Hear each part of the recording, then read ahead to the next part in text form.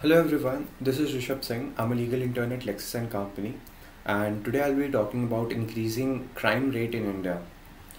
Crime is an inevitable part of nation where there will be people living, population residing, then it's obvious that the crime in some form or the other will take place.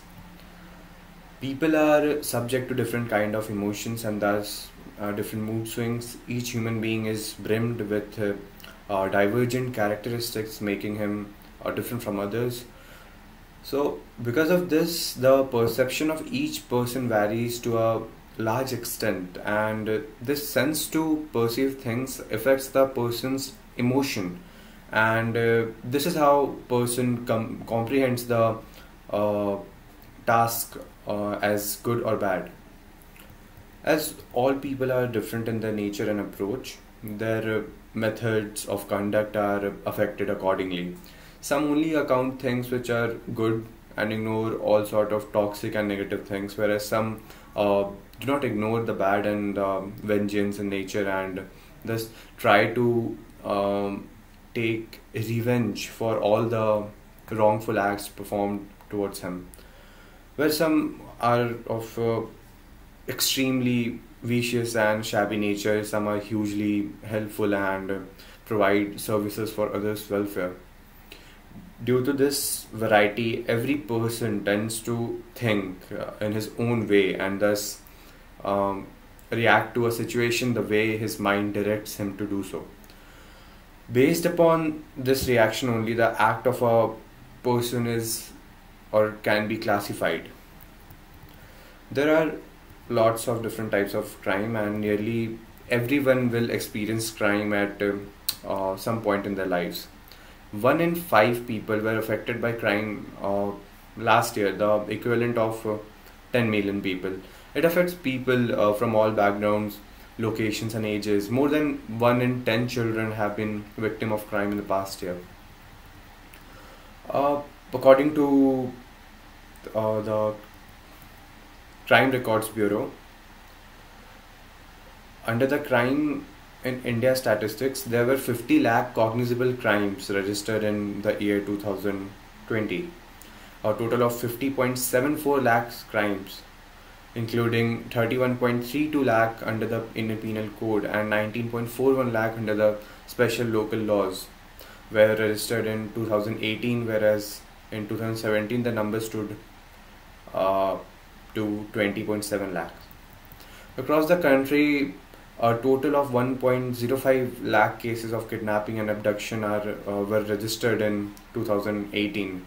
It is an increase of 10.3% in such cases when compared to 2017.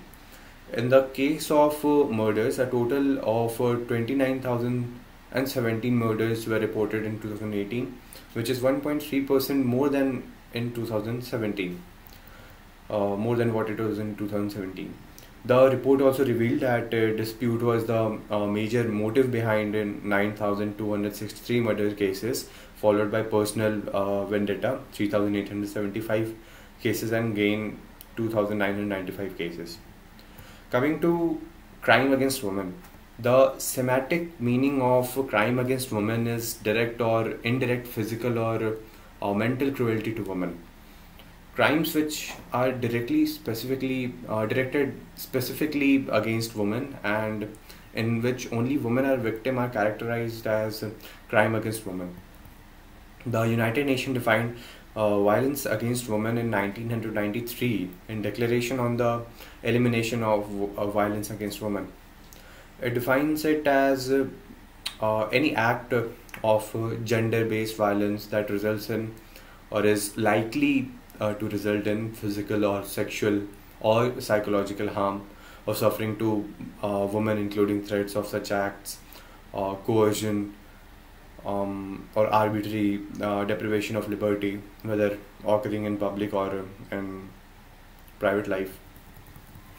So, the number of cases registered under the crime against women category in 2018 was 3,78,277.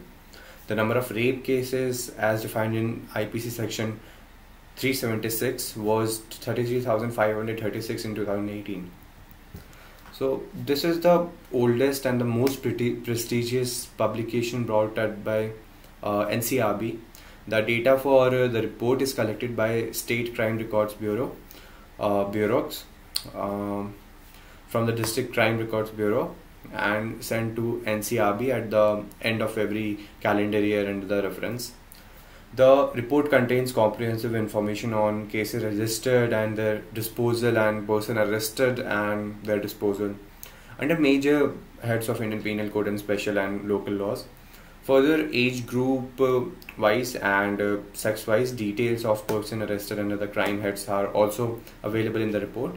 The report contains a dedicated chapter on crime against some vulnerable sections of the society, and like women, children, scheduled castes, scheduled tribes, and also senior citizens.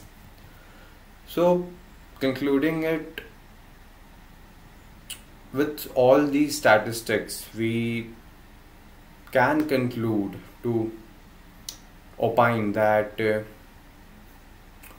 crime is not merely the responsibility of the state. It is also the duty of citizens of India to enhance and grow themselves in the direction which will not only benefit the nation but the particular section of societies who are always afraid of the outer threats and mishappenings that might occur to them.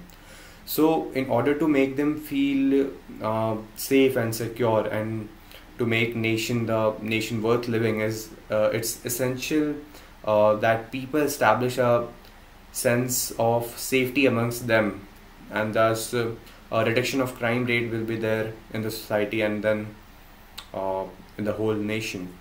So it was all about the topic. Thank you so much.